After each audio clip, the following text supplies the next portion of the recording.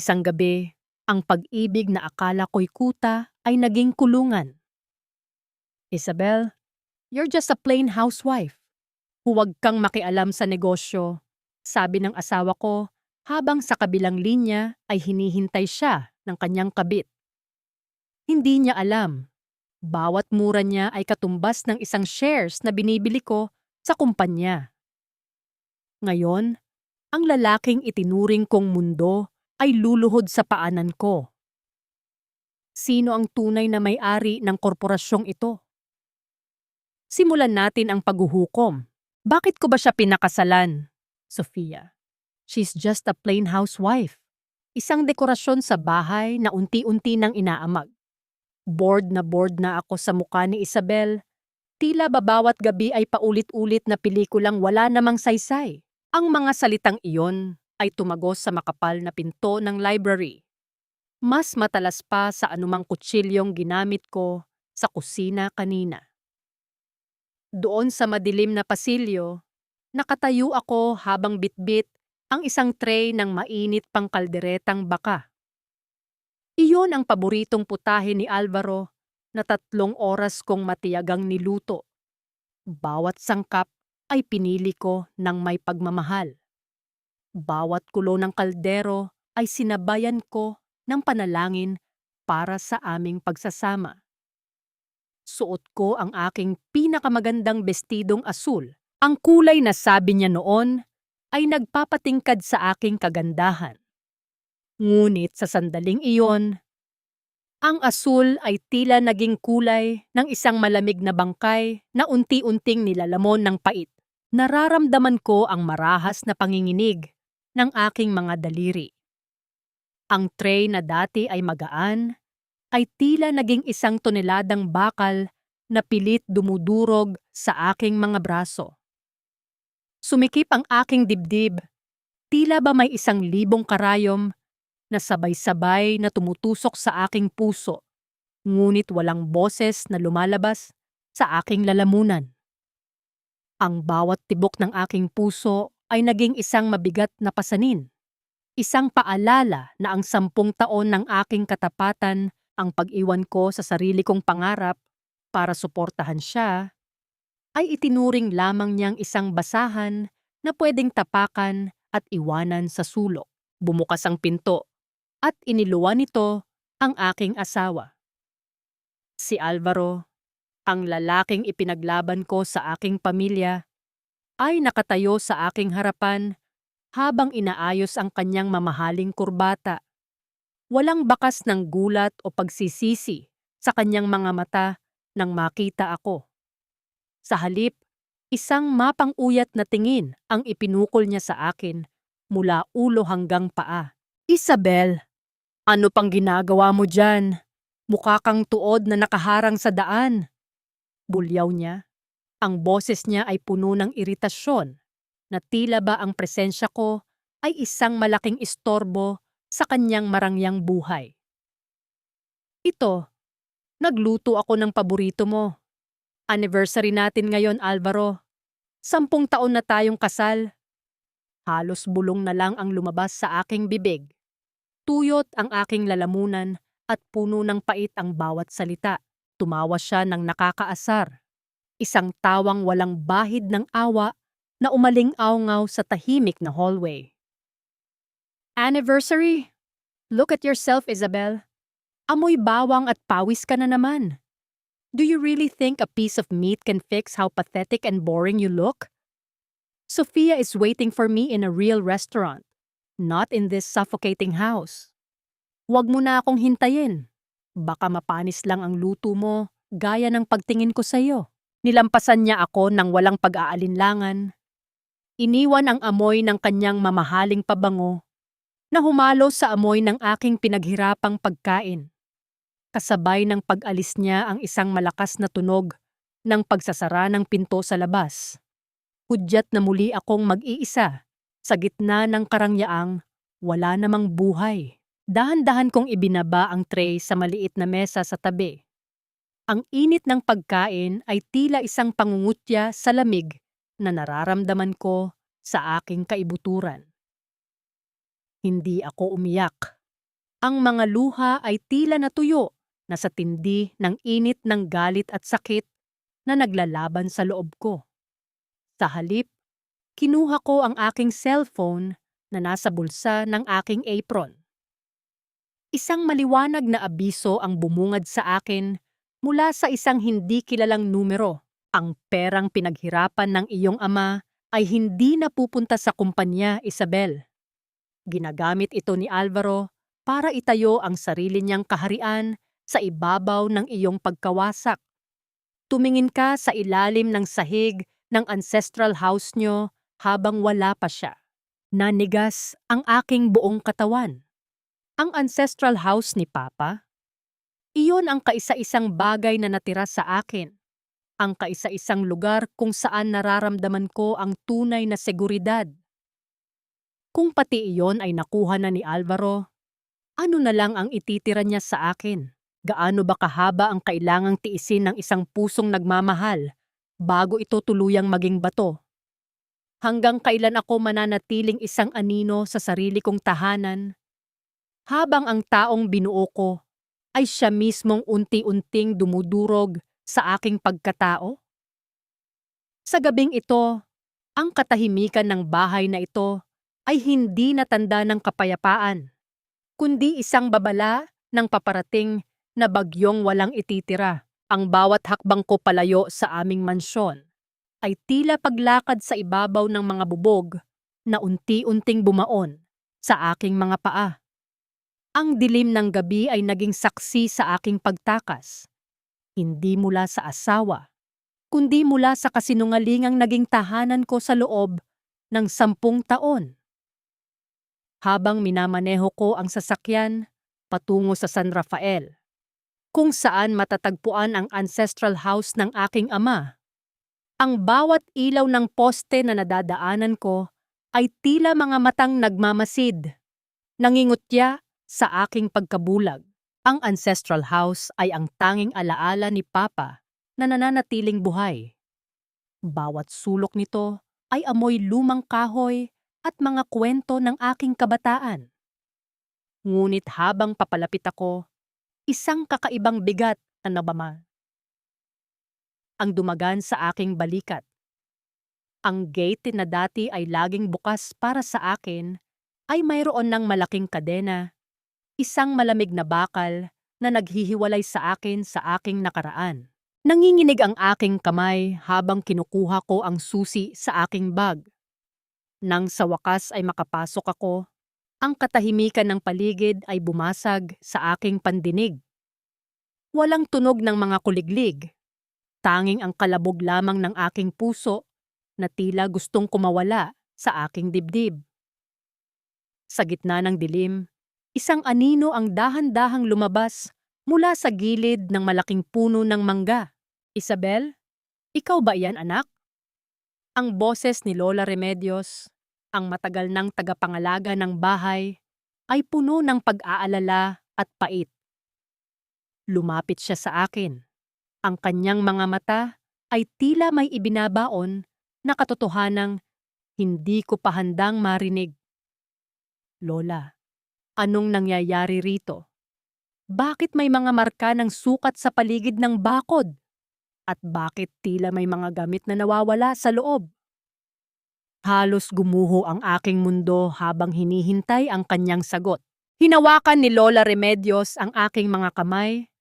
Ang kanyang balat ay kasing tuyo ng mga dahon sa paligid. Huli na ba ang lahat, Isabel? May mga lalaking pumunta rito noong nakaraang linggo. Sabi nila, ibinenta na raw ni Alvaro ang lupang ito. May mga dokumentong ipinakita sila na may pirma mo raw. Akala ko ay alam mo. Akala ko ay pumayag ka na gawin itong kolateral para sa bagong proyekto niya. Tila tumigil ang pag-ikot ng mundo. Ang aking pirma. Kailanman ay hindi ko nilagdaan ang anumang dokumento tungkol sa bahay na ito. Doon ko naalala ang mga gabing dumarating si Alvaro na may dalang mga papeles. Sinasabing, kailangan ko lang pirmahan ang mga insurance papers para sa aming kalusugan. Ginamit niya ang aking tiwala upang nakawin ang huling kayamanang iniwan sa akin ni Papa.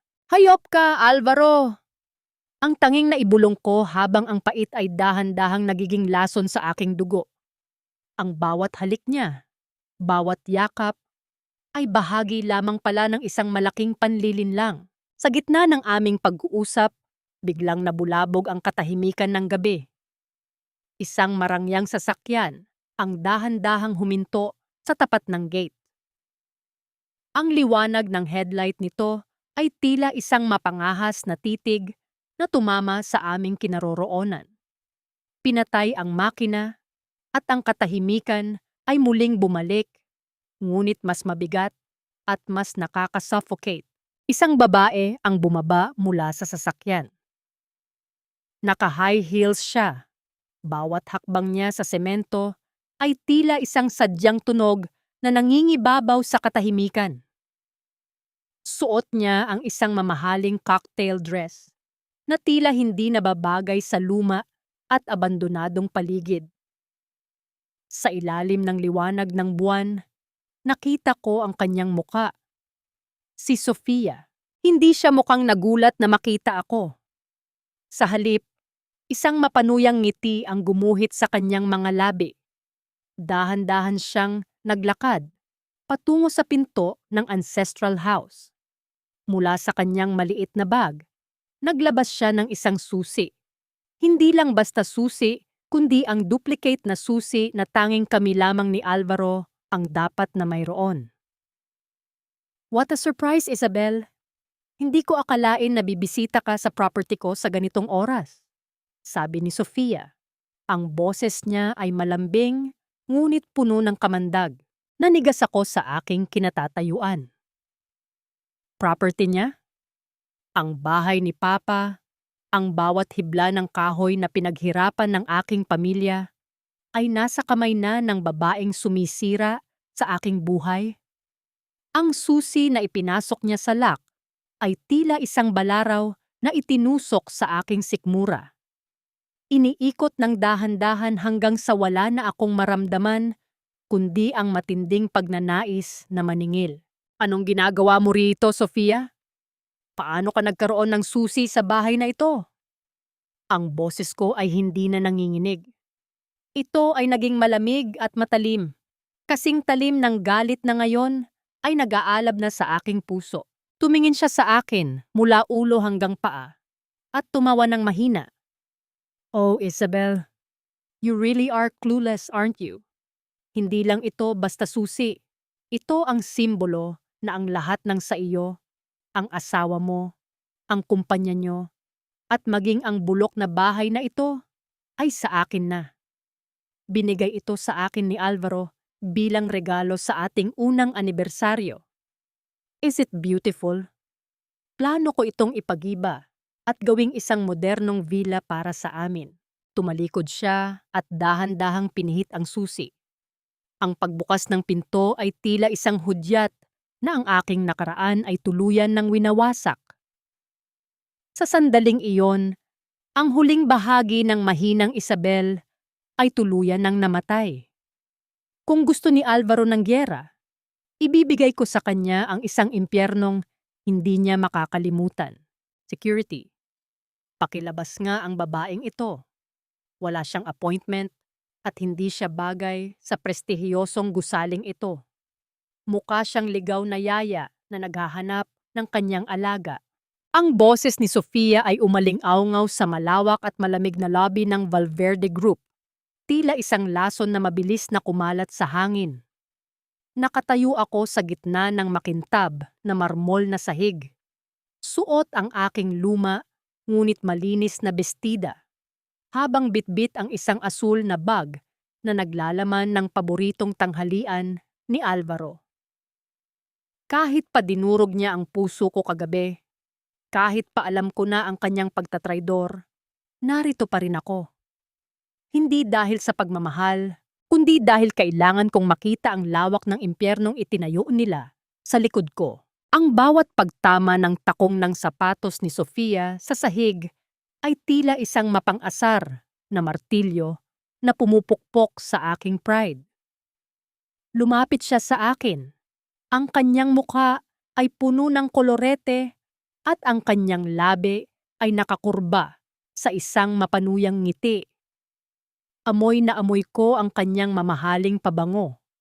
Ang pabangong binili ni Alvaro gamit ang credit card na nakapangalan sa aming joint account. Isabel, look at you. Dumating ka pa talaga rito para maghatid ng pagkain? How traditional, how provincial. Hindi mo ba alam na busy si Alvaro sa pagpapatakbo ng kumpanyang ito? He doesn't have time for your home-cooked nonsense. Bulong niya sa aking tainga. Sapat lamang para ako ang makarinig. Naramdaman ko ang panunuyo ng aking lalamunan. Ang hawakan ng bag na bitbit ko ay tila nagbabara sa daloy ng aking dugo sa kamay. Ngunit nanatili akong tahimik.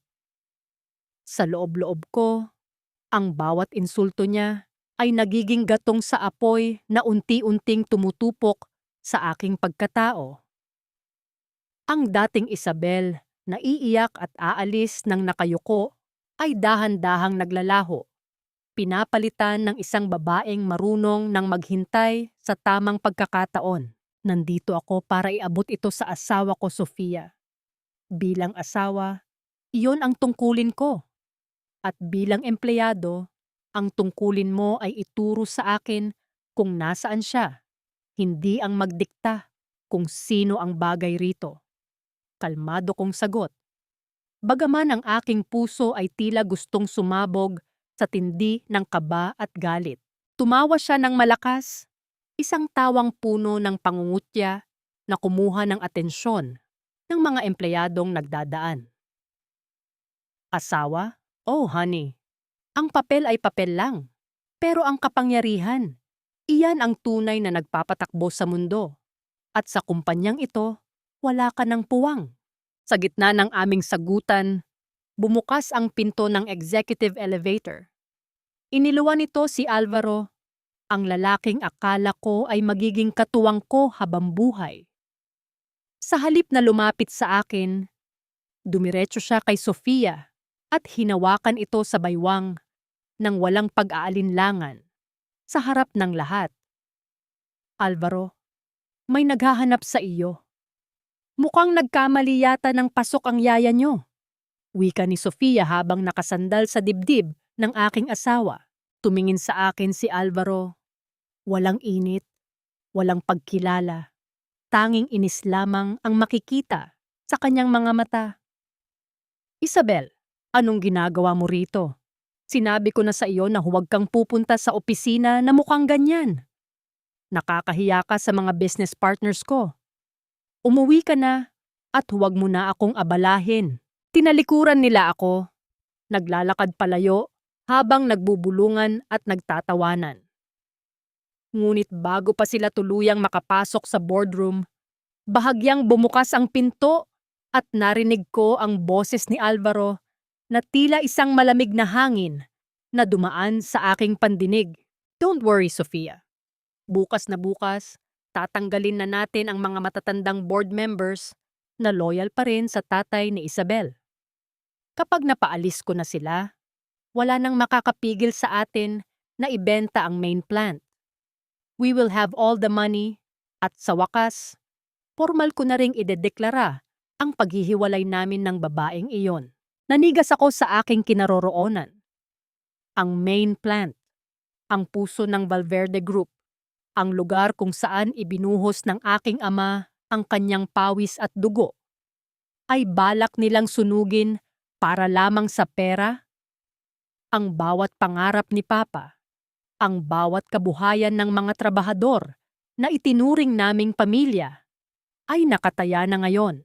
Gaano kalalim ang hukay na handang hukayin ng isang asawa para sa kanyang katuwang?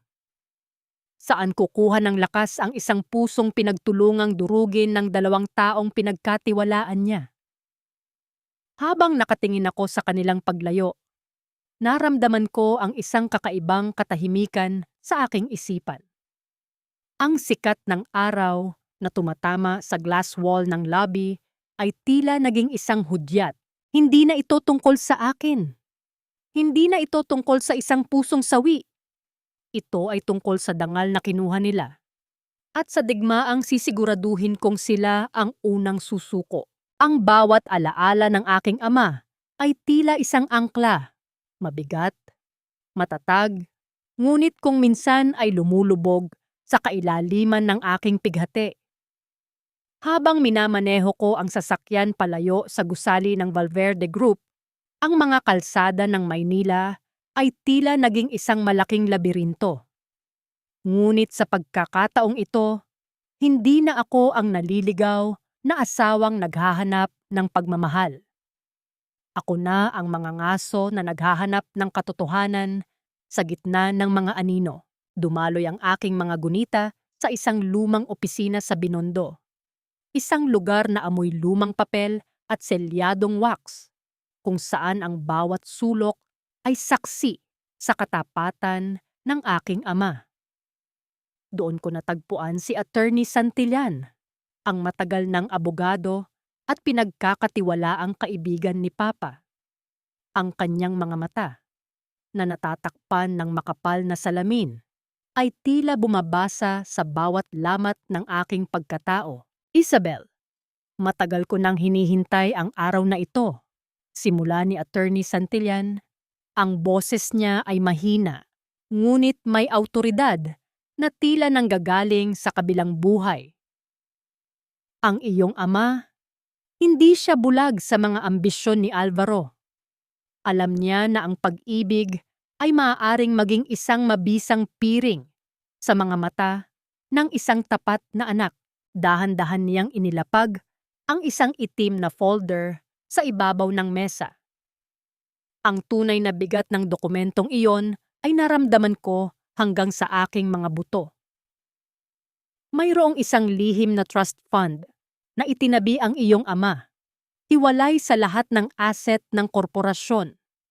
Ang pondong ito ay nakapangalan sa iyo, ngunit may isang kondisyon. Maaari mo lamang itong galawin kung ang kumpanya ay nasa bingit ng panganib o kung ang iyong dangal ay sadyang niyuyurakan na.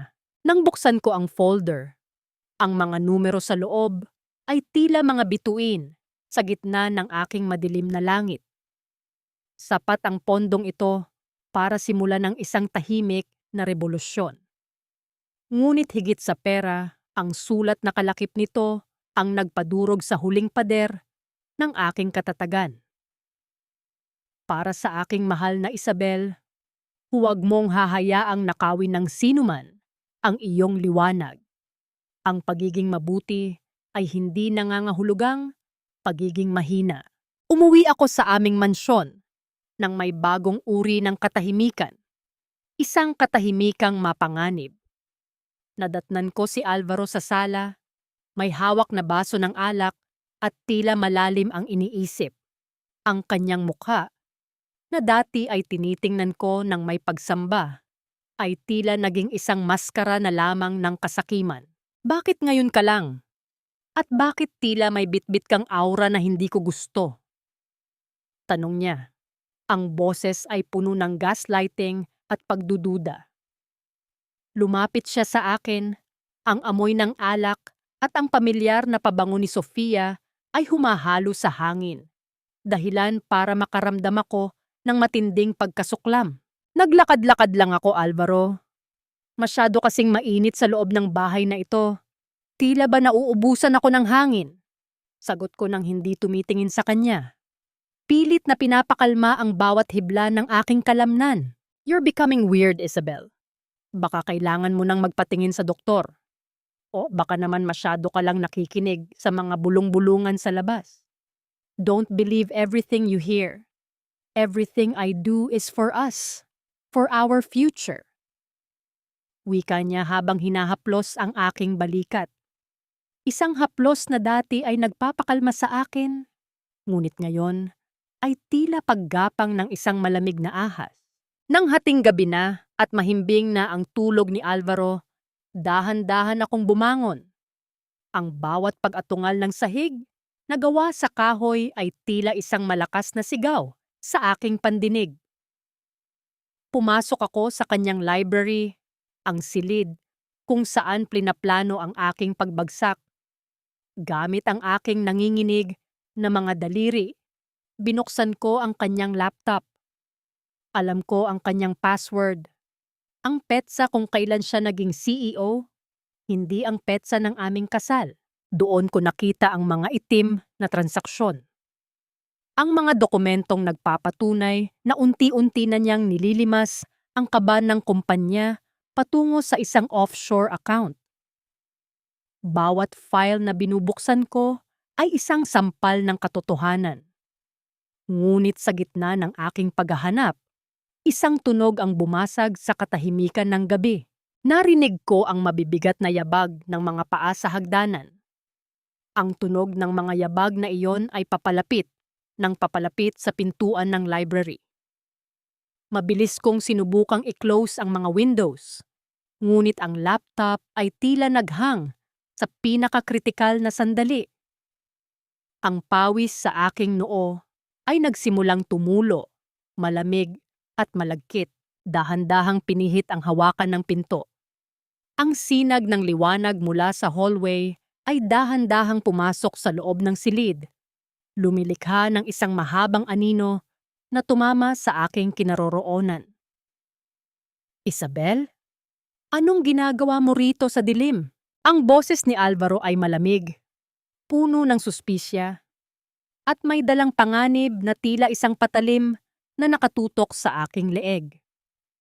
Nakatayo siya sa may pintuan. Ang kanyang mga mata ay pilit na binabasa ang aking mukha habang ang liwanag ng screen ng laptop ay sumasalamin sa aking mga mata. Isabel, gaano ka ba kawalang isip para pakialaman ang mga gamit ko? Do you think your simple brain can understand what's inside that laptop? Ang boses ni Alvaro ay tila isang hampas ng latigo sa gitna ng katahimikan ng gabi. Nakatayo siya sa may pintuan. Ang kanyang anino ay humahaba sa sahig ng library, tila isang halimaw na handang sumakmal. Naramdaman ko ang malakas na kalabog ng aking puso sa loob ng aking dibdib. Bawat pintig ay tila isang babala ng panganib. Ngunit sa halip na manginig, dahan-dahan kong isinara ang laptop at pilit na kinalma ang aking paghinga. Hindi ko pinapakialaman ang trabaho mo, Alvaro. Hindi ko lang kasi mahanap ang mga lumang litrato natin, yung noong bago pa tayo ikasal. Akala ko ay nandito sa files mo. Mahinahon kong sagot. Ang aking boses ay isang perpektong maskara ng pagiging inosente at malungkot na asawa. Lumapit siya sa akin. Ang bawat hakbang niya sa makintab na sahig ay tila isang sadyang tunog na nangingibabaw sa katahimikan. Nang makalapit siya, naramdaman ko ang init ng kanyang katawan at ang matapang na amoy ng alak na humahalo sa kanyang pabango. Hinawakan niya ang aking baba, pilit na iniharap ang aking muka sa kanya. Ang kanyang mga mata ay tila mga kutsilyong pilit na humahati sa aking mga lihim, litrato, at sa ganitong oras. Isabel, stop being so dramatic. You're becoming too obsessed with the past because you have nothing to do in the present. Wika niya sabay bitaw ng marahas sa aking muka. Naglakad siya patungo sa kanyang lamesa at kumuha ng isang makapal na folder.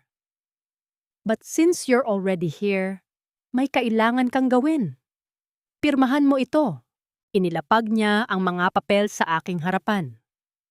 Isang waiver of rights and assets. Sa ilalim ng malamig na liwanag ng desk lamp, nabasa ko ang mga katagang tila nagnanais na tuluyan akong burahin sa mapa ng kanyang buhay. Sinasabi sa dokumento na ibinibigay ko sa kanya ang buong kapangyarihan sa aking mga nalabing shares at sa anumang ari-ari ang nakapangalan sa akin, kabilang ang ancestral house na pilit kong ipinaglalaban. Para saan ito, Alvaro? Bakit kailangan kong pirmahan ang ganito? Tanong ko, pilit na itinatago ang pait sa aking lalamunan. It's for tax protection, Isabel. Huwag mo nang itanong ang mga bagay na hindi mo naman maiintindihan. Just sign it. Kung mahal mo ako at kung gusto mong manatili tayo sa mansyong ito, gagawin mo ang sinasabi ko. Unless gusto mong maging palaboy sa lansangan? Ang kanyang gaslighting ay tila isang sining na perpekto niyang ginagawa sa loob ng 10 taon. Ginamit niya ang aking takot at ang aking pag-ibig bilang mga tanikala. Kinuha ko ang panulat. Naramdaman ko ang bigat ng pilak na ballpen sa aking mga daliri. Tumingin ako sa kanya, sa lalaking minahal ko, nang higit pa sa aking sarili, at sa pagkakataong ito, nakita ko ang isang estranghero. Ang aking kamay ay dahan-dahang gumalaw patungo sa linya kung saan dapat naroon ang aking pirma. Ngunit sa loob ng aking isipan, umalingaw-ngaw ang boses ni Attorney Santillan tungkol sa mga butas sa batas na maaari kong gamitin. Sige, Alvaro, pipirmahan ko ito dahil tiwala ako sa iyo. Bulong ko habang isinusulat ang aking pangalan. Ngunit sa dulo ng aking pirma, gumawa ako ng isang maliit at halos hindi mapansing marka. Isang code na tanging kami lamang ng aking abogado ang nakakaalam.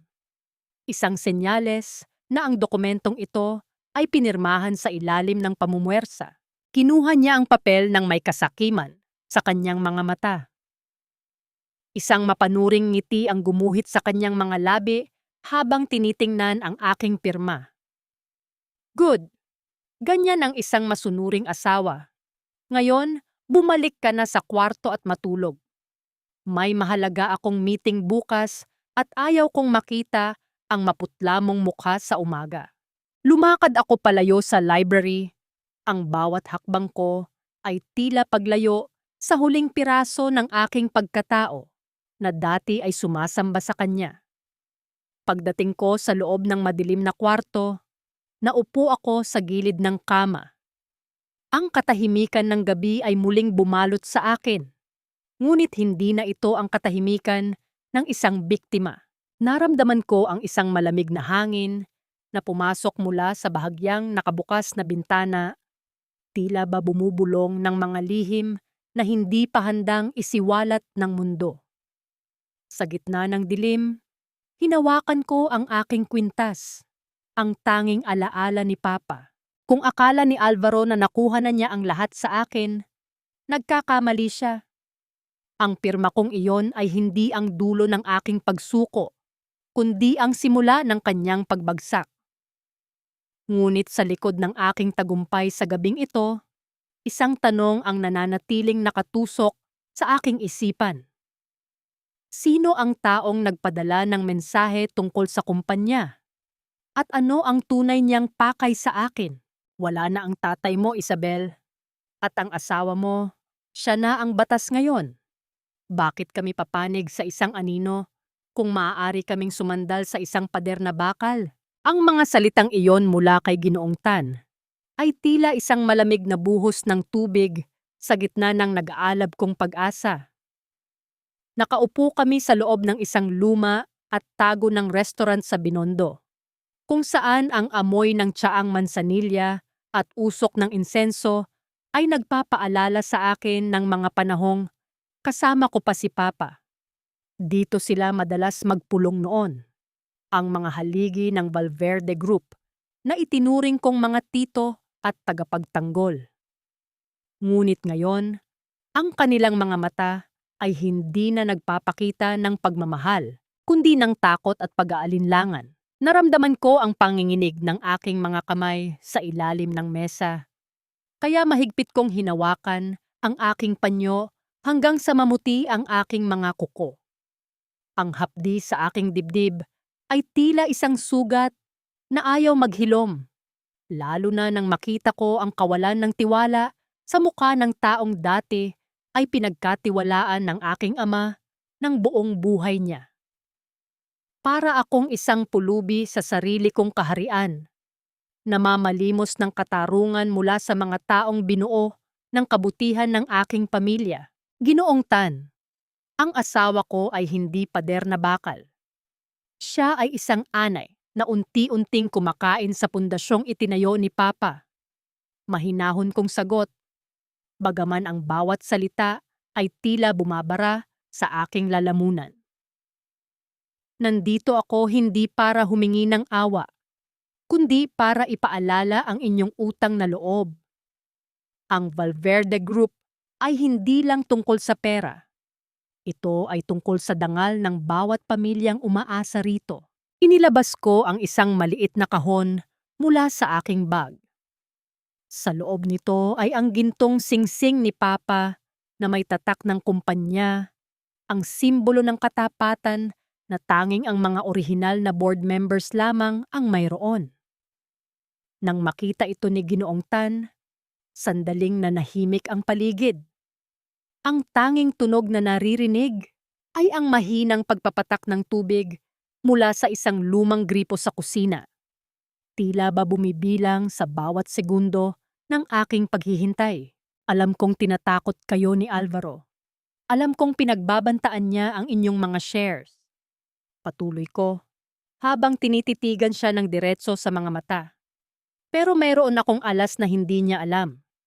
Ang pirma ko sa waiver kagabi, iyon ang kanyang magiging mitya. Tulungan niyo akong makapasok sa executive system at sisiguraduhin kong maibabalik sa inyo ang kontrol na kinuha niya ng sapilitan. Dahan-dahang kinuha ni Ginoong Tan ang singsing.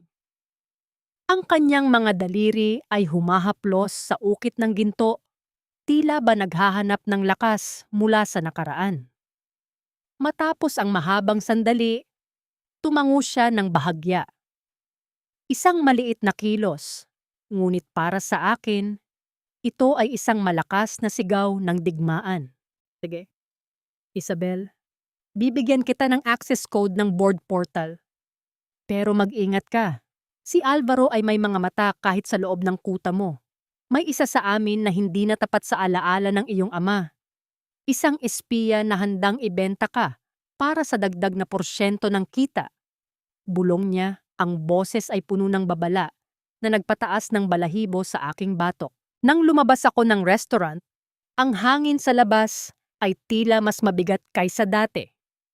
Habang naglalakad ako patungo sa aking sasakyan, naramdaman ko ang isang matalas na titig mula sa malayo. Isang itim na sasakyan ang nakaparada sa kabilang kanto. Madilim ang mga bintana at tila naghihintay ng aking bawat galaw. Mabilis kong binuksan ang pinto ng aking sasakyan at pumasok. Ang aking paghinga ay mabilis at putol-putol. Kinuha ko ang aking cellphone para tawagan si Attorney Santillan. Ngunit bago ko pa man mapindot ang numero, isang mensahe ang pumasok mula sa isang hindi kilalang sender. Ang akala mong kakampi ay siya ring maghahatid sa iyo sa bitayan, Isabel. Tingnan mo ang likod ng iyong sasakyan bago ka umalis. Dahan-dahan kong itiningala ang aking tingin sa rearview mirror. Ang aking puso ay tila tumigil sa pagtibok nang makita ko ang isang pamilyar na bagay na nakapatong sa backseat. Isang pulang rosas na may kalakip na note, katulad ng mga rosas na ibinibigay sa akin ni Alvaro noon. Ngunit ang rosas na ito ay luray-luray. Ang mga talulot ay nagkalat sa upuan, na tila ba isang babala ng isang darating na kamatayan. Hino ang nakapasok sa loob ng aking sasakyan nang hindi ko nalalaman. At sino sa mga taong pinagkakatiwalaan ko ang handang sumaksak sa aking likuran? Ang labanang ito ay hindi na lamang tungkol sa kumpanya. Ito ay naging isang laro ng buhay at kamatayan sa loob ng isang bahay na puno ng mga lihim. Ang bawat kislap ng mga kristal na chandelier sa malawak na ballroom ng Grand Hotel ay tila mga libu-libong matatalim na mata na nangingibabaw sa aking pagkatao. Ang tugtog ng biolin ay marikit at masaya. Ngunit para sa akin, bawat nota ay tila isang malungkot na dalit para sa aking namamatay na dignidad. Suot ko ang isang simpleng beige na gown. Isang lumang paborito na tila sumisimbolo sa aking pagiging kupas sa paningin ng mundong ito. Sa kabilang banda, ang lahat ng atensyon ay nakatuon sa dalawang taong nasa gitna ng entablado. Si Alvaro, ang aking asawa, ay mukhang isang hari sa kanyang itim na tuxedo.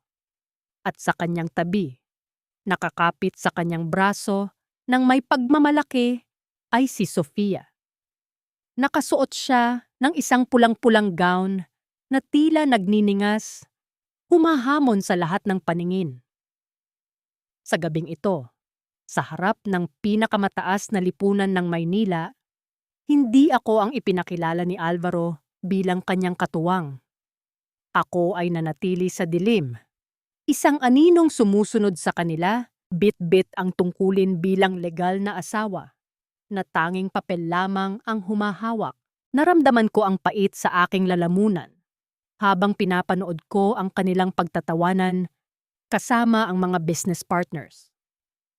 Bawat bulungan ng mga matatandang mayayaman sa paligid ay tila mga lason na tumatama sa aking pandinig. Iyan ba ang asawa ni Alvaro? Bakit tila siya ang katulong sa tabi ng magandang sekretarya? Ang mga salitang iyon ay tila mga sampal na walang tunog, ngunit mas masakit pa sa anumang pisikal na hapdi. Sa halip na lumayo, pinili kong lumapit. Dahan-dahan akong naglakad bit-bit ang isang tray ng alak na kinuha ko mula sa isang waiter. Ang aking mga hakbang ay tila paglakad sa ibabaw ng nagbabagang uling.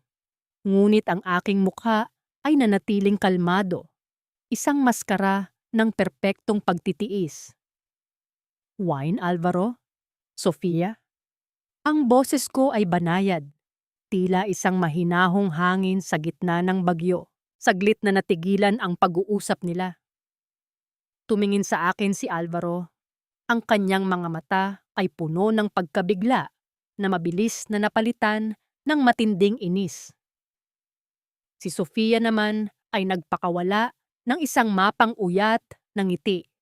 Tila ba nagtatagumpay sa kanyang laro. Isabel, what are you doing? Akala ko ba ay masama ang pakiramdam mo at mananatili ka lang sa sulok? Ang boses ni Alvaro ay puno ng gaslighting. Pilit na ipinapalabas na ako ang may pagkukulang sa harap ng kanyang mga kaibigan. I'm fine, Alvaro. Gusto ko lang siguraduhin na maayos ang pagsisilbi sa inyo. Sagot ko habang iniaabot ang baso kay Sofia. Tinitigan ako ni Sofia ng diretso sa mga mata. May kung anong dilim sa kanyang paningin na tila nagnanais na tuluyan akong durugin. Habang inaabot niya ang baso, sa halip na hawakan ito ng maayos, sadyang pinaluwag niya ang kanyang pagkakahawak. Ang tunog ng pagkabasag ng kristal sa sahig ay tila isang malakas na putok ng baril sa gitna ng katahimikan. Ang mapulang alak ay tumalsik sa lahat ng direksyon, at ang karamihan nito ay dumaloy sa aking beige na gown, na tila ba isang malaking sugat na dahan-dahang kumakalat sa aking dibdib. Ang malamig na likido ay gumapang sa aking balat, nagpapanginig sa aking buong katawan. Hindi dahil sa lamig, kundi dahil sa matinding kahihiyan at galit na pilit kong ikinukulong. Oh my God, Isabel! Look what you've done! Napaka-clumsy mo talaga kahit kailan! Sigaw ni Sofia, sapat na malakas para marinig ng lahat ng tao sa ballroom. Kinuha niya ang kanyang table napkin at kunwaring pinunasan ang kanyang sarili habang ang mga mata niya ay kumikislap sa tuwa. Tumingin ako kay Alvaro, umaasang makakita ng kahit katiting na pagtatanggol. Ngunit ang nakita ko ay ang kanyang mukhang puno ng pagkamuhi. Isabel, umalis ka na rito. Nakakahiya ka. You're making a scene. Sabi ko na nga ba? Hindi ka dapat isinasama sa mga ganitong okasyon. You're just a disgrace to my name. Sa gitna ng tawanan ng mga tao at ng mapang-akit na tingin ni Sofia, nanatili akong nakatayo. Ang basang gown ko ay mabigat. Tila ba dala-dala nito ang lahat ng kasalanan ni Alvaro. Ngunit sa ilalim ng telang nabahiran ng alak, ang aking puso ay nagsimulang tumigas. Ang bawat patak ng alak sa sahig ay tila bawat segundo ng aking natitirang pasensya na tuluyan ng nauubos. Dahan-dahan kong kinuha ang isang piraso ng basag na kristal mula sa sahig, hindi alintana kung masugatan ang aking daliri. Tumingin ako kay Sofia at sa pagkakataong ito, siya ang unang umiwas ng tingin dahil sa lamig na nakita niya sa aking mga mata. Pasensya na, Sofia. Mukhang hindi lang pala ang baso ang madulas sa gabing ito. Maging ang mga posisyon ay madali ring mabitawan. Bulong ko na tanging siya lang ang nakarinig. Tumalikod ako at naglakad palayo. Dala ang basang damit at ang nagbabagang galit. Ngunit bago ako tuluyang makalabas ng pinto, isang boses mula sa likuran ko ang tumawag sa aking pangalan. Isang boses na hindi kay Alvaro, kundi isang boses mula sa aking nakaraan na hindi ko akalaing maririnig ko muli sa gabing ito. Isabel? Ang boses na iyon ay tila isang pamilyar na himig mula sa aking kabataan. Isang boses na matagal nang ibinaon ng panahon at ng aking pighati. Lumingon ako at nakita ko si Mateo, ang dating protege ni Papa at ang lalaking itinuring kong kuya bago siya tuluyang pinalayas ni Alvaro sa kumpanya dahil sa takot na malampasan siya nito. Nakatayo siya roon, suot ang isang simpleng tuksido. Ngunit ang kanyang mga mata ay puno ng tapat na pag-aalala. Hindi niya pinansin ang mapanghusgang tingin ng mga tao sa paligid. Dahan-dahan niyang hinubad ang kanyang Amerikana at isinuot ito sa aking mga balikat. Ang init ng tela ay tila isang yakap mula sa aking ama. Isang proteksyon laban sa nanunuot na lamig ng alak at ng kahihiyan. Umalis na tayo rito, Isabel. Hindi ka nararapat sa lugar na puno ng mga hayop na nakasuot ng seda. Bulong niya, ang kanyang boses ay may lalim na nagpatahimik sa ingay ng ballroom. Hindi ako nakapagsalita. Hinayaan ko siyang ihatid ako palabas, palayo sa tawa ni Sofia at sa mapanuring tingin ng aking asawa. Ngunit ang aking isipan ay hindi nasa party.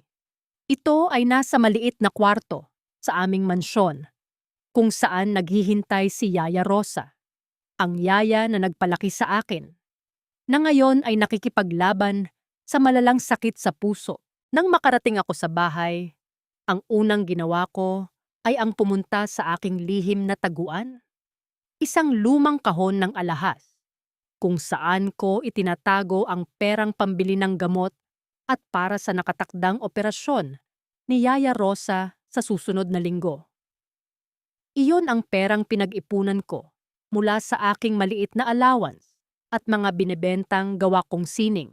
Ngunit nang buksan ko ang kahon, ang aking puso ay tila tumigil sa pagtibok. Wala ang makapal na sobre. Wala ang perang magliligtas sa buhay ng kaisa-isang taong nagmamahal sa akin ng tapat. Ang tanging naroon ay isang pirasong papel, isang resibo ng pagbili. Dahan-dahan kong binasa ang nakasulat. Isang limited edition Hermes Birkin bag, ang eksaktong halaga ng operasyon ni Yaya Rosa. At ang petsa ng pagbili, ngayong hapon lang, sa pangalan ni Sofia. Naramdaman ko ang matinding panginginig ng aking buong katawan. Ang pait sa aking lalamunan ay naging isang sigaw na hindi mailabas. Ang buhay ni Yaya Rosa, ang huling hibla ng aking pamilya, ay ipinagpalit ni Alvaro sa isang pirasong balat ng hayop para lamang pasayahin ang kanyang kabit. Pumasok ako sa kwarto ni Yaya Rosa. Nakita ko siyang nahihirapang huminga. Ang kanyang mukha ay maputla at ang bawat hininga niya ay tila isang panalangin para sa kaunting oras pa. Hinawakan ko ang kanyang kamay. Ang mga daliri niya ay malamig at kulubot. Doon sa tabi ng kanyang kama, Habang ang pulang mantsa ng alak sa aking gown ay tuyo na at tila isang malaking sugat, ang huling piraso ng aking puso ay tuluyang naging bato. Yaya, pangako, hindi ka mawawala ng walang katarungan. Bulong ko habang ang aking mga luha ay pumatak sa kanyang palad. Eksaktong bumukas ang pinto ng mansyon. Narinig ko ang masayang boses ni Alvaro na humuhuni ng isang kanta. Tila ba wala siyang pakialam kung may buhay na unti-unting nauubos sa loob ng bahay na ito. Ang bawat hakbang niya sa hagdanan ay tila isang sadyang pang-iinsulto. Hindi na ako umiyak. Tumayo ako ng tuwid. Ang Amerikana ni Mateo ay suot ko pa rin. Tila isang baluti sa gitna ng digmaan. Lumabas ako ng kwarto at hinarap siya sa gitna ng pasilyo. Nasaan ang pera, Alvaro? Ang boses ko ay wala ng emosyon. Ito ay kasing lamig ng sementeryo sa madaling araw. Tumingin siya sa akin nang may pangungutya. Tila ba ako ay isang insektong dapat lang tapakan. Anong pera? Yung nasa kahon mo. Ginamit ko na. Sofia needed a new bag for the ball. Isang matandang katulong lang naman si Rosa Isabel. Huwag kang mag-inarte. Marami pa namang pwedeng ipalit sa kanya. Sa sandaling iyon, ang katahimikan ng mansyon ay tila nabasag. Ang bawat pangungutya niya ay naging huling pako sa kabaong ng aming pagsasama. Hindi ko na kailangan ng luha. Hindi ko na kailangan ng awa. Wala nang Isabel na magmamakaawa, Alvaro. Simula sa gabing ito, ang bawat sentimong kinuha mo, ang bawat luhang pumatak sa bahay na ito, ay babayaran mo ng buong buhay mo. Sabi ko habang tinititigan ko siya nang may matalas na paningin na hindi niya kailanman nakita sa akin. Tumalikod ako at bumalik sa kwarto. Iniwan siyang nakatayo roon na tila ba hindi makapaniwala sa narinig. Ngunit ang hindi niya alam, sa ilalim ng aking unan ay naroon na ang listahan ng mga shares na lihim kong nakuha sa tulong ni Mateo at Attorney Santillan. Ang bagyong Isabel ay nagsisimula pa lang at sisiguraduhin kong walang ititira ang hanging ito kundi ang abo ng kanyang kasakiman. Ngunit sa gitna ng aking plano, isang tawag ang pumasok sa aking phone. Isang boses na galing sa ospital. Mrs. Valverde, may kailangang malaman tungkol sa records ng tatay niyo noong siya ay nasa ICU pa. Ang bawat salita sa dokumentong ito ay tila isang hatol ng kamatayan na ngayon ko lang nabasa, Attorney Santillan. Hindi lang niya ninakaw ang kumpanya. Ninakaw niya rin ang pagkakataon ni Papa na mabuhay. Nanginginig ang aking boses habang hawak ko ang kopya ng medical record mula sa ICU sa loob ng madilim na sasakyan ni Mateo. Ang tanging liwanag ay nanggagaling sa screen ng aking tablet. Doon, malinaw na nakasaad na may isang do not resuscitate order na pinirmahan sa huling gabi ni Papa. Ang pirma ay hindi akin, kundi kay Alvaro. Habang ako ay pinapauwi niya noon para magpahinga, tinapos na pala niya ang huling hininga ng taong nagtiwala sa kanya. Ang pait sa aking lalamunan ay tila naging isang bukol na hindi ko matunok. Hindi lang pala pagtatraydor sa kasal ang ginawa niya. Ito ay isang malamig at planadong pagpatay sa dangal at buhay ng aking pamilya. Tumingin ako sa labas ng bintana, kung saan ang ulan ay malakas na humahampas sa salamin. Tila ba nakikidalamhati sa aking naglalatang na galit. Huwag kang mag-alala, Isabel. Ang bawat pirma niya ay magiging ebidensya laban sa kanya. Wika ni Mateo. Ang kanyang mga kamay sa manibela ay mahigpit ang pagkakahawak. Isang senyales na maging siya ay hindi makapaniwala sa kasamaang natuklasan namin. Ngunit kailangan nating maging matalino. Hindi natin siya pwedeng sugurin ng walang sapat na bala. Tumango ako. Dahan-dahan kong binuksan ang aking laptop. Sa tulong ni Mateo at ng mga itatagong pondo ni Papa, sinimulan ko ang operasyong tatawagin naming LR Holdings.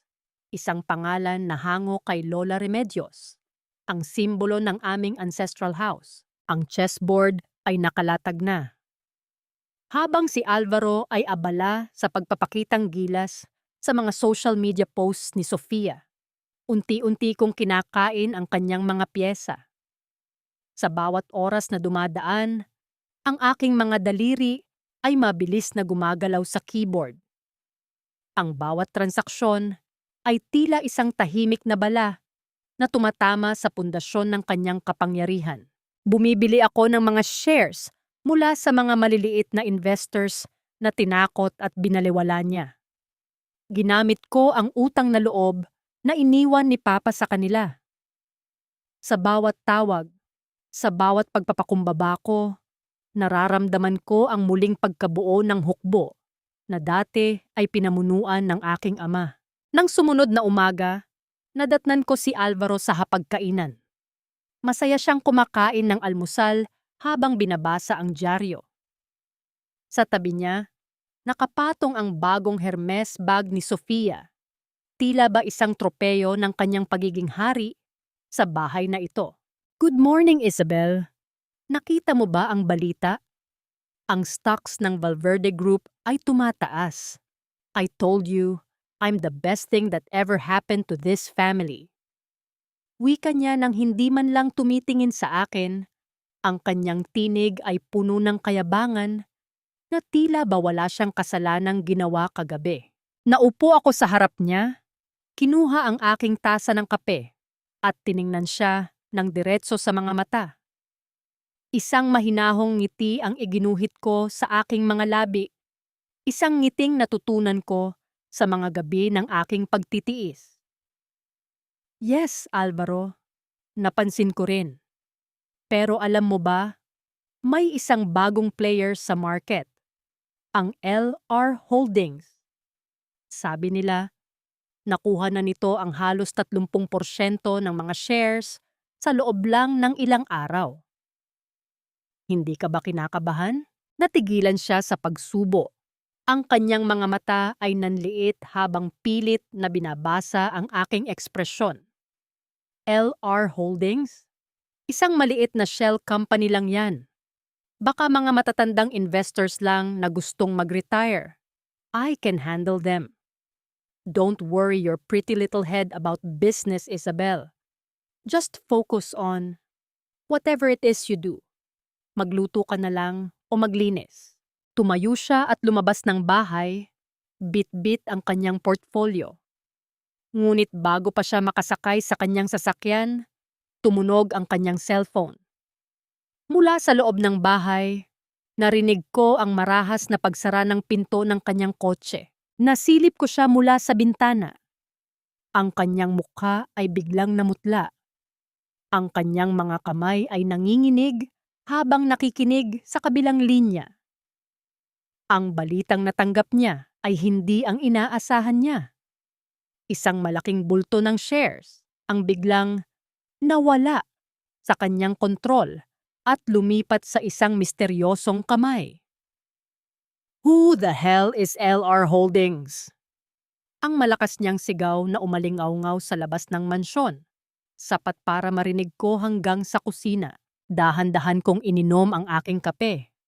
Ang pait nito ay tila naging matamis sa aking panlasa. Ang unang move sa chessboard ay tapos na. At ang hari ay nagsisimula na ring manginig. Ngunit sa gitna ng aking tagumpay, isang mensahe ang pumasok sa aking computer. Isang alerto mula sa bangko ni Yaya Rosa. Warning! Isang malaking halaga ang muling sinusubukang i-withdraw mula sa account para sa hospital bills. Tila isang ritual ang ginagawa ko sa loob ng kusina ng mansyong ito. Isang ritual ng pagpapaalam. Ang bawat sangkap na aking hinihiwa ay tila bawat bahagi ng aking buhay na unti-unti ko nang tinatapos.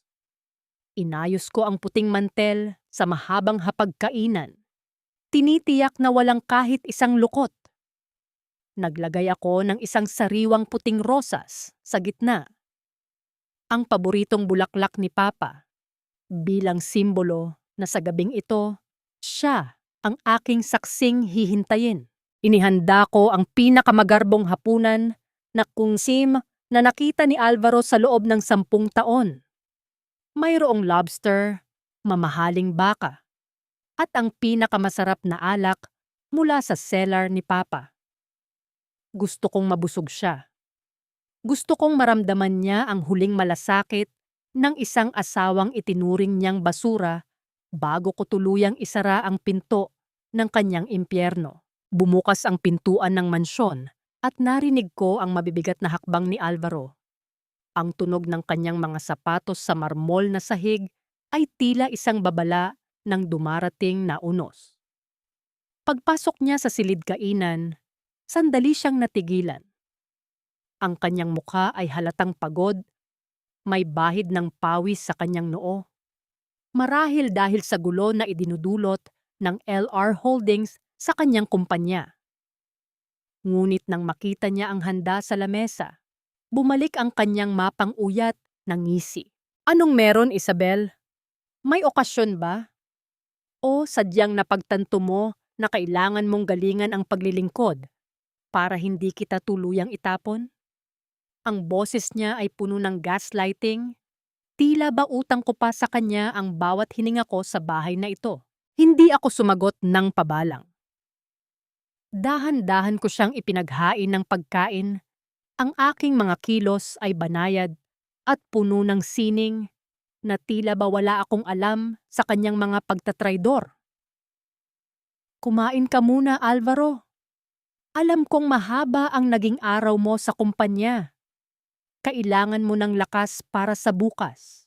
Naupo siya at nagsimulang kumain ng marahas. Tila ba sa bawat pagsubo niya ay ibinubuhos niya ang kanyang galit sa mga hindi maipaliwanag na problema sa shares. Habang kumakain siya, tinitigan ko siya. Ang lalaking ito ang binuo ko. Ang lalaking ito ang pinagkatiwalaan ni Papa. Ngunit sa gabing ito, ang nakikita ko na lamang ay isang anino ng kasakiman. Matapos ang ilang sandali, ibinaba niya ang kanyang kutsara at tinidor. Ang tunog ng bakal sa porselana ay umaling-awngaw sa tahimik na silid. May kinuha siyang isang sobreng puti mula sa kanyang bag at marahas itong inilapag sa gitna ng hapag, sa tabi mismo ng puting rosas. Isabel, tapusin na natin ang komedyang ito. Bored na ako sa'yo. Sofia and I are planning our future. And honestly, you don't fit in it. Gusto ko ng annulment. Now. Pirmahan mo na ito para bukas, pagkatapos ng board meeting. Malaya na ako sa pabigat na katulad mo. Wika niya nang walang anumang emosyon. Tila ba nagtatapon lamang siya ng isang lumang kagamitan. Naramdaman ko ang panlalamig ng aking mga daliri. Hindi dahil sa sakit, kundi dahil sa matinding puot na pilit kong pinapakalma. Tiningnan ko ang dokumento. Ang bawat salita roon ay tila isang lason na nagnanais na ubusin ang aking dangal. Ininsulto niya ang aking pagkatao. Sinabi niyang, ako ay walang silbi at isang boring na asawa na walang alam sa mundo ng negosyo. Annulment, Alvaro? Ulit ko sa kanyang salita. Ang boses ko ay mahinahon. Halos isang bulong na tila kasing lambot ng seda. Yes. Huwag ka nang magdrama. You'll get a small settlement, enough para makahanap ka ng maliit na apartment sa probinsya. Magpasalamat ka at binibigyan pa kita ng pagkakataong umalis ng may kaunting pera. Dagdag pa niya habang iniinom ang huling patak ng alak. Tumayo ako ng dahan-dahan. Ang bawat hibla ng aking bestida ay tila sumasabay sa aking paninindigan. Lumapit ako sa kanya at hinawakan ng sobre. Sa pagkakataong ito, hindi ako umiyak. Sa halip, Isang matamis at misteryosong ngiti ang iginuhit ko sa aking mga labi. Isang ngiting nagpatigil sa kanyang paghinga. Sure, Alvaro. Kung iyan ang gusto mo, hindi ako hahadlang. Let's settle everything tomorrow at the board meeting. Isama mo si Sofia. Gusto kong naroon siya kapag tinapos natin ang lahat ng ugnayan sa pagitan nating dalawa. Sabi ko habang ang aking mga mata ay nagniningning sa ilalim ng liwanag ng chandelier. Nangunot ang kanyang noo, tila ba nagtataka sa aking bilis na pagsuko. Board meeting? Bakit kailangan mo pang pumunta doon? It's a professional meeting, Isabel. You don't belong there.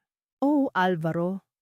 Belongs or not, naroon ang lahat ng sagot na hinahanap mo. Don't be late.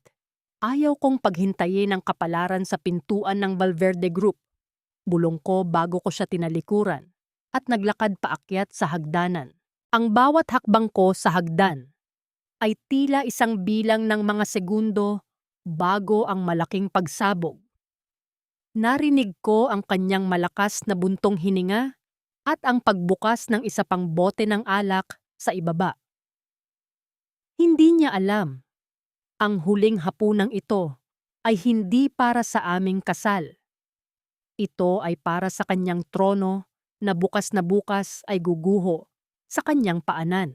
Ngunit bago ako pumasok sa aking kwarto, tumingin muli ako sa ibaba. Nakita ko ang puting rosas na natumban sa mesa, nabasa ng natapong alak, tila ba isang duguang alaala ng aking ama. Sa gitna ng dilim, may isang katanungan na nananatiling nakatusok sa aking isipan. Handa na nga ba ang lahat para sa huling paghuhukom? Ngayong araw, Sofia, hindi na lang tayo basta magkasintahan. Ngayong araw magiging hari at reyna tayo ng Valverde Group. At ang asawa ko? Hayaan mo siyang mabulok sa loob ng mansyong amoy gisa at bawang. Ang boses ni Alvaro ay puno ng kumpiyansa habang naglalakad kami sa pasilyo patungo sa boardroom. Nakasuot siya ng kanyang pinakamahal na suit habang si Sofia ay nakakapit sa kanyang braso, suot ang isang puting dress na tila ba nagpapahiwatig na siya na ang bagong asawa. Ang bawat hakbang nila sa makintab na tiles ay lumilikha ng isang ritmo ng kayabangan. Tila ba tinitiyak sa lahat ng empleyadong nakatingin na sila ang may-ari ng mundong ito. Ang lamig ng aircon sa loob ng boardroom ay tila nagyayelong hangin na nagmumula sa kailaliman ng isang sementeryo. Pagpasok nila, ang lahat ng board members ay naroon na. Mga matatandang lalaki na ang muka ay tila mga ukit sa bato.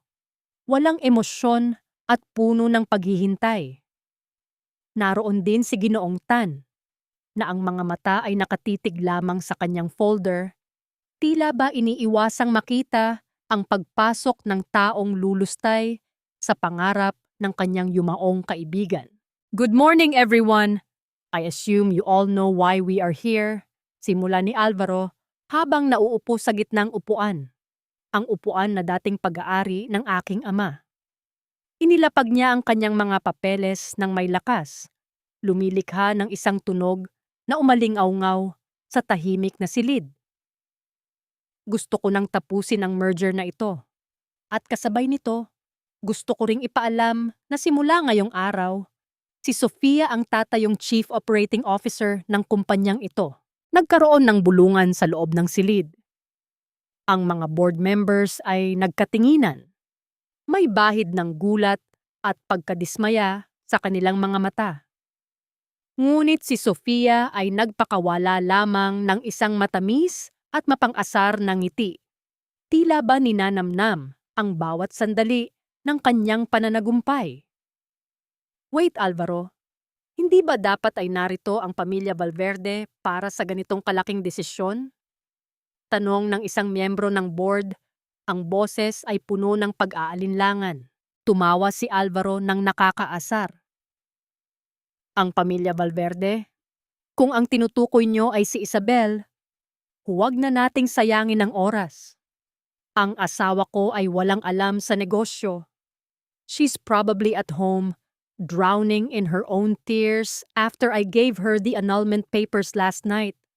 She is irrelevant here. Ngunit sa gitna ng kanyang pagsasalita, si Ginoong Tan ay dahan-dahang tumayo. Inayos niya ang kanyang salamin at tumingin ng diretso kay Alvaro. Nakamali ka, Alvaro.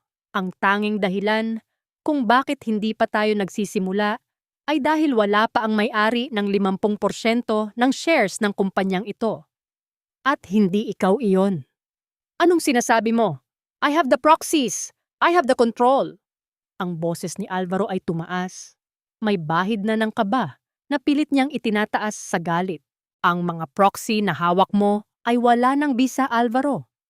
Binawi na ang mga ito ng tunay na may-ari ng LR Holdings.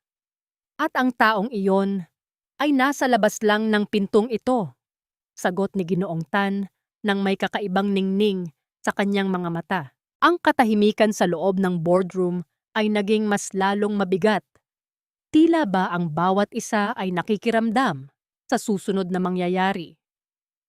Ang marahang pagpihit ng hawakan ng pinto ay lumikha ng isang tunog na bumasag sa katahimikan. Isang tunog na tila hudyat ng isang malaking pagbabago. Dahan-dahang bumukas ang pinto. Ang unang pumasok ay ang tunog ng matutulis na takong na humahampas sa sahig. Bawat hakbang ay may awtoridad at bigat. At pagkatapos, isang babae ang lumitaw sa pintuan. Hindi siya ang Isabel na kilala nila. Wala ang apron, wala ang amoy ng kusina, at wala ang bakas ng pagiging sunod-sunuran. Nakasuot siya ng isang matingkad na pulang power suit na tila nagniningas sa gitna ng malamig na silid. Ang kanyang buhok ay maayos na nakapusod, at ang kanyang mga mata ay nagniningning sa talino at determinasyon na hindi kailanman nakita ni Alvaro. Nanigas si Alvaro sa kanyang upuan. Ang kanyang bibig ay bahagyang nakabukas. Tila ba nawalan ng kakayahang magsalita. Si Sofia naman ay napabitaw sa braso ni Alvaro. Ang kanyang mukha ay namutla na tila ba nakakita ng isang multo mula sa nakaraan. Sorry I'm late, Alvaro. Masyado kasing maraming kailangang ayusin para sa paglilinis ng dumi na iniwan mo sa kumpanyang ito. Ang boses ko ay umaling-awngaw sa buong silid, kasing lamig at kasing talim ng isang bagong hasang patalim. Naglakad ako patungo sa dulo ng mahabang lamesa, sa tapat mismo ni Alvaro. Ibinagsak ko ang isang makapal na folder sa harap niya. Mga dokumentong maglalantad sa bawat kasinungalingan at nakaw na sentimong kinuha niya. Isabel, paano? Ang tanging naibulong ni Alvaro, ang kanyang mukha ay unti-unting pinupuno ng pawis kahit napakalamig sa loob. Tiningnan ko siya ng may matalas na titig, isang titig na nagpaparamdam sa kanya kung gaano siya kaliit sa harap ng katotohanan. Pagkatapos, tumingin ako kay Sofia, na ngayon ay nanginginig na sa tabi. Ang sabi mo kanina, wala akong alam sa negosyo. 'Di ba? Well, Alvaro, may isang bagay akong alam na nakalimutan mo. Ang kumpanyang ito ay ipinangalan sa itay ko. At hinding-hindi ko hahayaang ang isang magnanakaw at ang kanyang kabit ang magpapatuloy ng kanyang legacy. Ngunit bago pa man makasagot si Alvaro, isang pulis na nakauniporme ang lumitaw sa likuran ko. May hawak na isang warrant. Ang kaba sa loob ng boardroom ay umabot na sa rurok nito. Isang malaking revelasyon pa ang nakatakdang lumabas. Isang revelasyon na hindi lang tungkol sa pera, kundi tungkol sa huling gabi ng aking ama sa ICU. Isang malaking pagkakamali ito. Isabel, wala kang alam sa batas. Ninakaw mo ang mga dokumentong iyan. Guard, ilabas ang babaeng ito. Ang sigaw ni Alvaro ay umaling-awngaw sa apat na sulok ng boardroom, ngunit sa pagkakataong ito, walang gumalaw na security. Ang mga tauhang dati ay yumuyukod sa kanya ay nananatiling nakatayo sa gilid. Ang kanilang mga mata ay nakatitig sa sahig.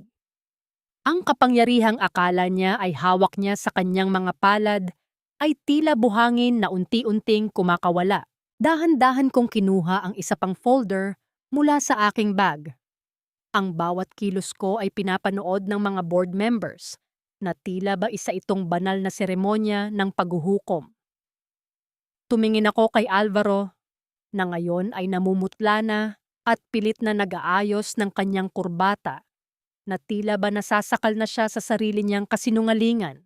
Hindi lang ito tungkol sa perang ninakaw mo sa Valverde Group, Alvaro. Hindi lang ito tungkol sa mga pekeng pirma na ginamit mo para isangla ang ancestral house ng pamilya ko. Ang boses ko ay kalmado, ngunit may talim na tila humahati sa hangin. Nandito rin ang record mula sa St. Jude Hospital. Ang gabi kung kailan namatay si Papa. Nanigas si Alvaro. Ang kanyang mga mata ay nanlaki at ang kanyang panga ay tila nawalan ng lakas. Si Sofia, na kanina ay nakakapit sa braso ni Alvaro, ay dahan-dahang lumayo. Ang kanyang mukha ay puno ng takot na tila ba ang apoy ni Isabel ay malapit na ring tumupok sa kanya. May isang do not resuscitate order na pinirmahan noong gabing iyon. Habang pinapauwi mo ako para magpahinga, pinirmahan mo ang kamatayan ng biyenan mo para makuha mo agad ang kontrol sa korporasyon. Patuloy ko, habang inilalapag ang dokumentong may malaking pulang tatak ng ospital. Pinaulanan mo kami ng luha sa libing, habang sa loob mo ay nagdiriwang ka dahil wala na ang taong tanging nakakahadlang sa kasakiman mo. Isang kolektibong buntong hininga ang narinig mula sa mga board members. Si Ginoong Tan ay napahawak sa kanyang dibdib. Ang kanyang mga mata ay puno ng pait. Ang katahimikan sa silid ay napalitan ng isang mabigat na tensyon. Tila ba bawat isa ay nakikiramdam sa susunod na pagsabog. Wala kayong ebidensya. Peke ang lahat ng iyan. Ang boses ni Alvaro ay pumiyok. Isang tunog ng desperasyon na tila isang hayop na nasusukol sa kuta. Ang pulis na nasa likuran ko, Alvaro, ay hindi lang narito para sa pananakot. Sila ay narito dahil sa isinampa naming kaso ng falsification of public documents at ang posibleng investigasyon para sa reckless imprudence resulting in homicide. Wika ko habang tinuturo ang pulis. Lumapit ang opisyal at inilabas ang isang malamig na bakal. Ang tunog ng pagkabit ng posas sa mga kamay ni Alvaro ay umaling-aungaw sa tahimik na silid. Isang tunog na tila hudyat ng katapusan ng kanyang paghahari. Ang bawat pag-ikot ng lock ay tila bawat taon ng aking pagtitiis na ngayon ay nabibigyan na ng katarungan. Alvaro! Tulungan mo ako! Sabi mo walang mangyayari! Sigaw ni Sofia habang sinusubukang tumakas, ngunit hinarangan siya ng isa pang opisyal. Wala akong alam sa mga pinirmahan niya. Ginamit lang niya ako. Tiningnan ko si Sofia ng may matinding pagkasuklam. Ginamit ka? Sofia, ang perang pambili ng Hermes bag na bitbit mo ngayon ay ang perang dapat ay pambili ng gamot ni Yaya Rosa. Ang bawat luho mo ay galing sa pawis ng mga taong pinahirapan nyo. You are just as guilty as he is. Dinala ng mga pulis si Alvaro palabas ng boardroom. Ang kanyang mga mata ay nakatitig sa akin, puno ng galit at pagsisisi, ngunit hindi ko na siya tiningnan bilang asawa. Siya na ngayon ay isang estranghero na nagtangkang sunugin ang aking buhay. Ngunit hindi niya alam na mula sa abo ay muling babangon ang isang Valverde. Naupo ako sa gitnang upuan, ang upuan ni Papa. Naramdaman ko ang init ng kahoy sa aking mga palad. Tila ba binubulungan ako ng kanyang espiritu na tapos na ang laban. Ang mga board members, isa-isang tumayo at yumuko sa akin. Isang tanda ng tunay na pagkilala. Welcome back, Madam CEO. Wika ni Ginoong Tan nang may ngiti na abot hanggang sa kanyang mga mata. Ngunit habang tinitingnan ko ang malaking bintana ng boardroom na tanaw ang buong lungsod, isang malakas na tunog ng ambulansya ang narinig ko mula sa ibaba. Ang aking cellphone ay biglang nag-vibrate. Isang tawag mula sa mansyon. Mrs. Isabel, si Yaya Rosa po. Bigla siyang inatake. Hindi na po siya humihinga. Ang bawat palakpak ng mga board members ay tila mga sampal sa aking muka habang naririnig ko ang balita sa kabilang linya. Ano ang silbi ng korporasyong ito kung ang kaisa-isang taong nagparamdam sa akin na mayroon akong pamilya ay unti-unti nang bumibitaw? Tumakbo ako palabas ng boardroom. Hindi alintana ang mga reporters na nag-aabang sa labas o ang mga flash ng kamera na tila ba gustong busugin ang kanilang mga lente sa aking pagkataranta. Ang pulang power suit na suot ko, na kanina ay simbolo ng aking tagumpay, ay tila naging isang mabigat na pasanin.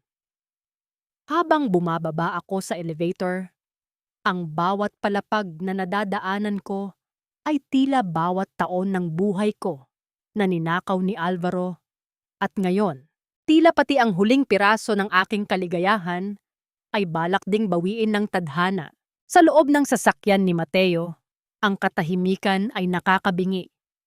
Ang tanging naririnig ko ay ang sarili kong paghinga na mabilis at putol-putol.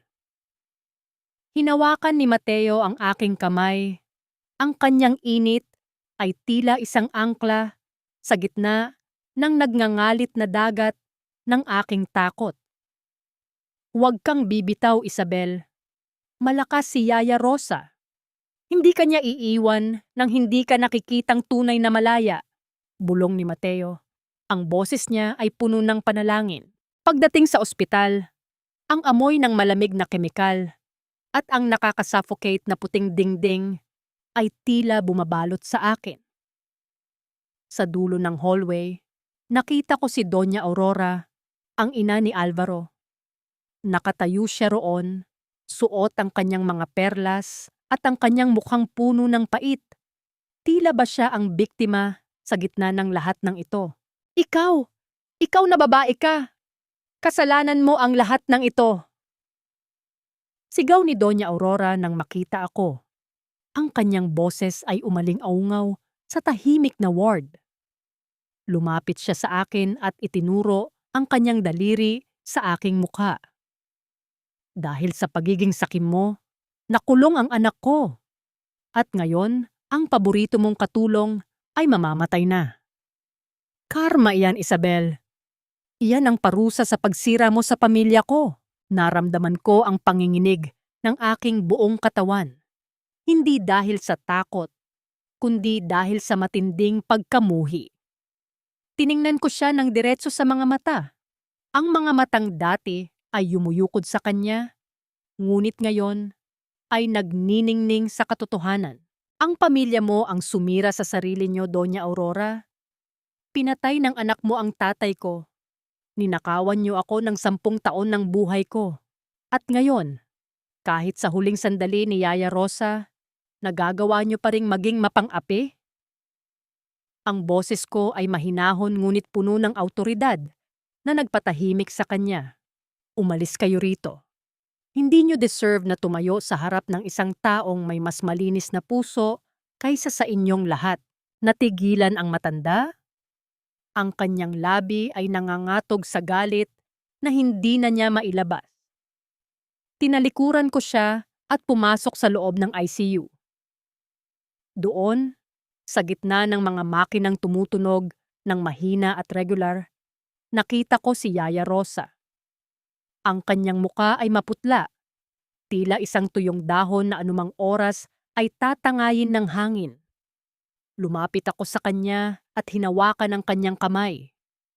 Ang bawat aparato na nakakabit sa kanya ay tila mga tanikalang pilit siyang pinapanatili rito para sa akin. Yaya, nandito na ako.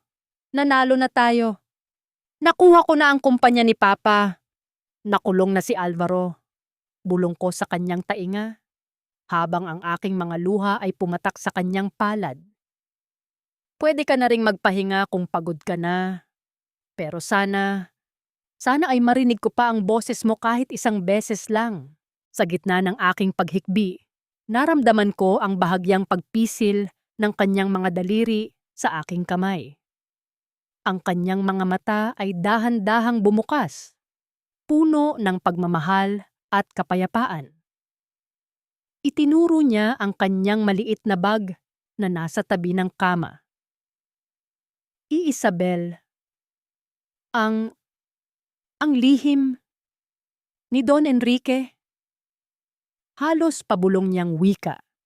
Ang boses ay tila isang marahang hanging nagmumula sa kabilang buhay. Kinuha ko ang bag at may nakita akong isang lumang sobre na may tatak ng Valverde Group. Ngunit ang petsa nito ay bago pa ang kasal namin ni Alvaro. Sa loob nito ay may isang litrato at isang sulat na magbabago sa lahat ng alam ko tungkol sa aking pagkatao at kung bakit ba talaga ako pinili ni Alvaro noon. Nang mamatay ang mahabang tunog ng monitor na nagpapahiwatig ng paghinto ng tibok ng kanyang puso, ang katahimikan sa silid ay tila naging isang hudyat. Hindi lang pala pera ang kinuha sa akin. Isang malaking kasinungalingan ang buong buhay ko. At ang taong akala kong tunay kong ama ay may itinatagong katotohanan na hindi ko kailanman inakala. Sino ba talaga ako sa likod ng pangalang Isabel Valverde? At anong koneksyon ni Mateo sa lihim na iniwan ni Don Enrique? Ang bawat letra sa kupas na papel na hawak ko ay tila mga uod na kumakain sa aking natitirang pagkatao. Sa loob ng tahimik na tsapel, kung saan nakahimlay si Yaya Rosa, ang amoy ng mga puting bulaklak at nasusunog na kandila ay tila naging lason sa aking bawat paghinga. Ang lihim na iniwan ni Don Enrique, ang lalaking itinuring kong ama, ay isang katotohanang mas masakit pa sa bawat sampal at mura na natanggap ko mula kay Alvaro.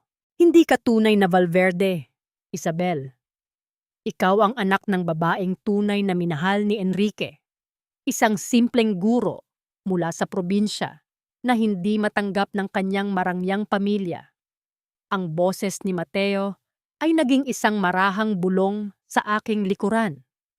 Tila ba dahan-dahan niyang binubuo ang mga piraso ng aking pagkatao na nagkadurog-durog. Naramdaman ko ang panginginig ng aking mga daliri habang tinititigan ang lumang litrato. Isang babaeng kamukhang-kamukha ko.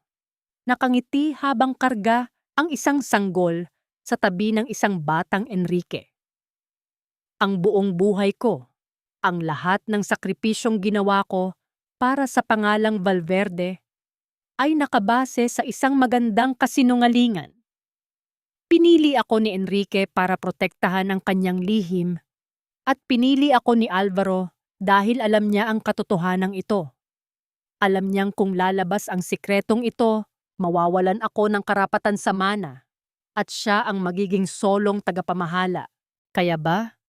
Kaya ba niya ako pinakasalan? Dahil alam niyang hawak niya ang leeg ko? Tanong ko. Ang aking boses ay puno ng pait na tila ba nanggagaling sa pinakamalalim na bahagi ng aking kaluluwa. Ginamit niya ang sikretong iyan para takutin ang tatay mo bago ito mamatay, Isabel. Alvaro was a blackmailer from the very start. At ako, pinalayas niya ako dahil nalaman kong may plano siyang tuluyan kang burahin kapag nakuha na niya ang lahat.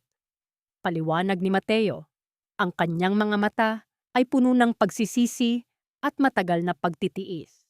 Kinabukasan, dinala ko ang aking sarili sa loob ng kulungan.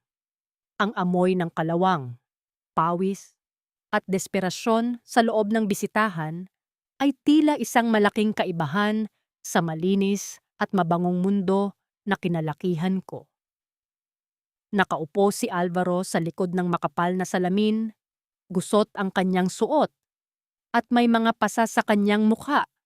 Isang malayo at madungis na anino ng lalaking minsang itinuring kong mundo. Nang makita niya ako, isang mapanuyang tawa ang lumabas sa kanyang mga labi. Isang tunog na tila ba kinakalos ang mga bakal sa paligid. Nandito ka ba para panoorin ang tagumpay mo, Isabel? O para magpasalamat dahil binigyan kita ng pangalang Valverde kahit isa ka lang bastardong anak ng isang hamak na guro? Nandito ako para ibalik sa iyo ang huling piraso ng basura na iniwan mo sa bahay ko, Alvaro. Ang boses ko ay kasing lamig ng semento sa ilalim ng aking mga paa. Inilapit ko ang aking muka sa salamin. Tinititigan siya nang walang bakas ng takot.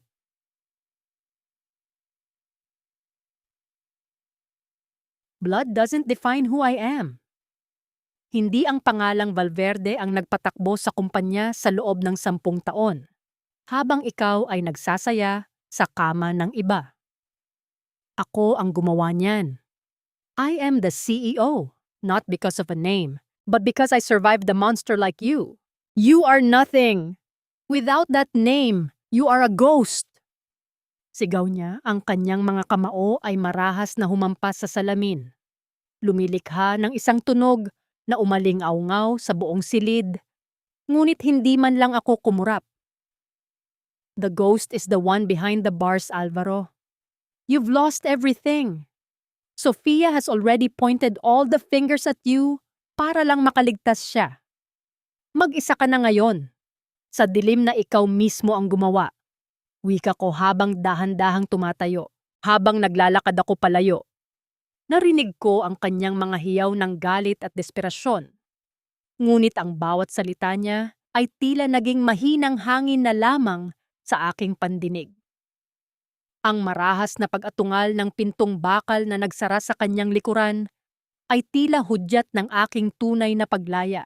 Paglabas ko ng presinto, ang sikat ng araw ay tila humahaplos sa aking balat, isang mainit na yakap na matagal ko nang hinihintay. Nakasandal si Mateo sa kanyang sasakyan, naghihintay ng may mahinahong ngiti. Ngunit bago ako makalapit sa kanya, isang lalaking nakauniporme ng courier ang lumapit sa akin at nag-abot ng isang itim na sobre. Para kay Mrs. Isabel Valverde po. Galing sa lawyer ng biological father nyo. Wika ng lalaki bago mabilis na umalis. Dahan-dahan kong binuksan ang sobre. Sa loob nito ay walang sulat, tanging isang susi ng isang lumang safe deposit box at isang address sa isang liblib na bayan sa Mountain Province. Sa likod ng susi, may nakasulat na mga salitang nagpabilis sa tibok ng aking puso. Ang tunay na yaman ay hindi na sa shares, kundi sa katotohanang nakabaon sa ilalim ng lupang kinatatayuan mo. Ano ang itinatago ng aking tunay na ama? At bakit tila ang pagbangon ko ay simula pa lamang ng isang mas malalim at mas mapanganib na lihim na may kinalaman sa mismong pundasyon ng Valverde Group? Ang bawat pihit ng gulong ng sasakyan patungo sa kabundukan ng Sagada ay tila isang pagbaklas sa mga tanikala ng nakaraan. Habang dahan-dahang lumalamig ang simoy ng hangin at bumabalot ang hamog sa paligid, naramdaman ko ang pagluwag ng bigat sa aking dibdib na 10 taon ko ring binuhat. Sa tabi ko, si Mateo ay tahimik na nagmamaneho. Ang kanyang presensya ay tila isang matatag na pader na hindi na kailangang magsalita para iparamdam ang kanyang suporta. Narating namin ang isang maliit at lumang simbahan na gawa sa bato, kung nasaan ang tinukoy na safe deposit box sa ilalim ng pangangalaga ng isang matandang preyle. Nang iabot sa akin ang maliit na kahon, Nanginginig ang aking mga daliri. Hindi ito ginto. Hindi ito mga sertipiko ng shares. Sa loob nito ay mga sulat na nakatali ng isang kupas na laso, isang kwintas na may pendant na hugis binhi, at isang lumang titulo ng lupa para sa isang paaralan sa probinsya. Binasa ko ang huling sulat ni Elena, ang aking tunay na ina. Isabel, anak, hindi ka bunga ng isang pagkakamali. Ikaw ang bunga ng isang pag-ibig na kailangang itago para sa iyong kaligtasan. Ipinagkatiwala kita kay Enrique dahil alam kong ibibigay niya sa iyo ang mundong hindi ko kayang ibigay. Ngunit tandaan mo, ang tunay mong yaman ay wala sa pangalang Valverde, kundi sa tibay ng iyong sikmura at linis ng iyong dangal. Doon, sa gitna ng katahimikan ng bundok, tuluyan ng pumatak ang aking mga luha. Hindi na luha ng pait, kundi luha ng pagtanggap. Ang buong buhay ko, akala ko ay kailangan kong maging isang Valverde para maging mahalaga. Ngunit sa bawat pagsubok na dinaanan ko, sa bawat pagkakataong tinapak-tapakan ako ni Alvaro at Sofia, ang aking sariling lakas ang nagligtas sa akin, hindi ang aking apelyido. Isabel, tingnan mo ang araw. Marahang wika ni Mateo habang nakatayo kami sa gilid ng isang talampas. Ang sikat ng araw ay dahan-dahang sumisilip sa pagitan ng mga ulap, nagbibigay ng gintong liwanag sa buong lambak. Tila ba ang buong kalikasan ay nagdiriwang para sa aking bagong simula. Ang kumpanya ay maayos na ang takbo sa ilalim ng pamumuno ni Ginoong Tan at Mateo. Habang ako ay nagpasya, natutukan ang pagpapatayo ng mga paaralan para sa mga batang hirap sa buhay bilang parangal sa aking tunay na ina at kay Yaya Rosa. Si Alvaro? Balita ko ay naging miserable ang buhay niya sa loob ng kulungan. Nawala ang lahat ng kanyang kayabangan nang malaman niyang maging ang kanyang sariling ina ay itinakwil siya para iligtas ang sariling dangal. Si Sofia naman ay nabubuhay sa kahihiyan, pilit na nagtatago mula sa mga taong dati ay hinamak niya. Ang katarungan ay hindi dumating sa anyo ng dahas, kundi sa anyo ng katotohanang sumunog sa kanilang mga kasinungalingan. Hinarap ko si Mateo, at sa unang pagkakataon, hinayaan ko ang aking sarili na maramdaman ang init ng kanyang kamay na humahawak sa akin. Walang pagmamadali, isang banayad at tapat na pagtingin na nagpapahiwatig ng isang bagong pag-asa. Handa ka na bang umuwi, Isabel? Tanong niya nang may ngiting abot hanggang sa kanyang mga mata.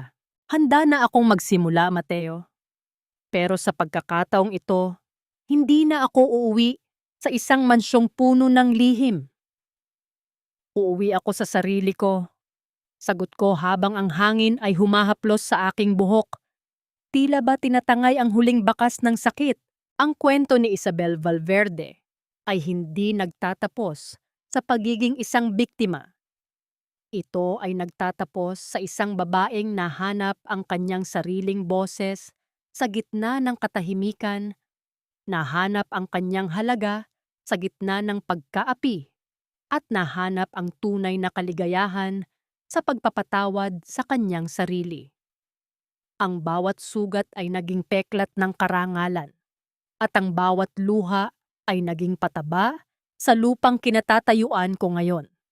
Ako si Isabel, at sa wakas, ako ay malaya na. Lumipas ang isang taon na tila isang dahan-dahang pagbukadkad ng mga talulot ng rosas matapos ang isang napakahabang taglamig.